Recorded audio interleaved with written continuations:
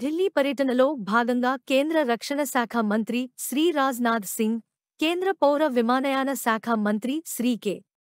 రామ్మోహన్ నాయుడుతో భేటీ కావడం జరిగింది.